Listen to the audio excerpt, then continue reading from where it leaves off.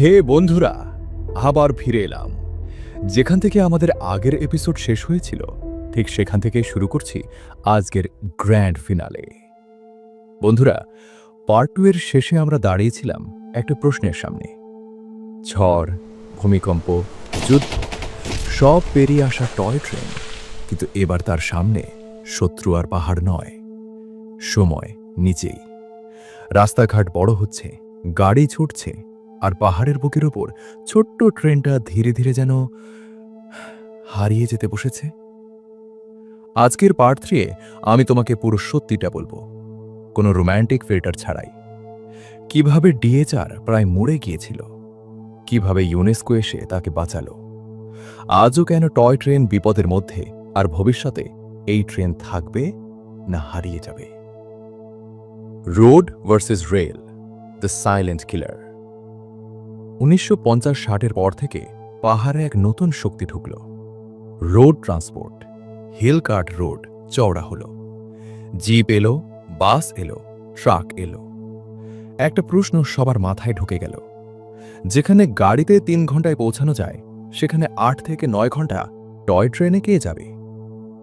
ধীরে ধীরে মালবাহী ট্রেন বন্ধ, লোকাল যাত্রী কম, স্টেশন ফাঁকা, ইঞ্জিন শেডে জং।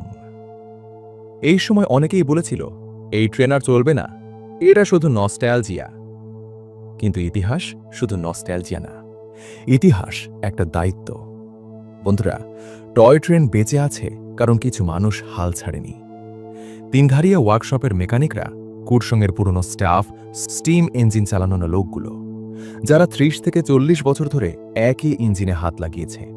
ওরা জানত এই ইঞ্জিন শুধু লোহা না, এটা একটা চলমান ইতিহাস। বি ক্লাস স্টিম ইঞ্জিন 1800 থেকে 1985-এর মধ্যে বানানো। আজও কয়লা জ্বালিয়ে হাত দিয়ে ভালভ খুলে পাহাড় বেয়ে ওঠে।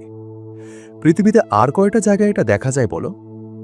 বাতাসিয়া লুপ, ঘুম, অ্যান ইঞ্জিনিয়ারিং জিনিয়াস। পার্ট 1-এ আমরা লুপ আর জিগজ্যাগের কথা বলেছিলাম। এখন বুঝে নাও বাতাসিয়া লুপ কেন এত গুরুত্বপূর্ণ।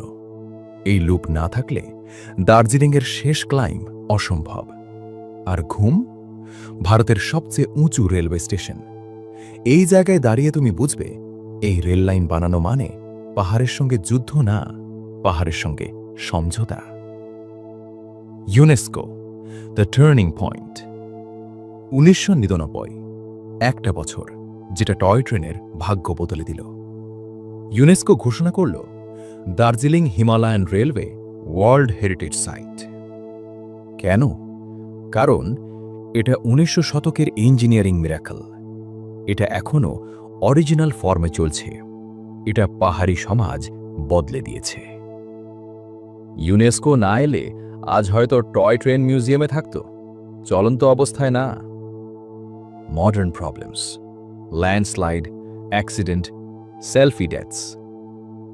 কিন্তু ইউনেস্কো ট্যাগ মানেই সব সমস্যা শেষ? না, আজও টয় ট্রেন লড়ছে।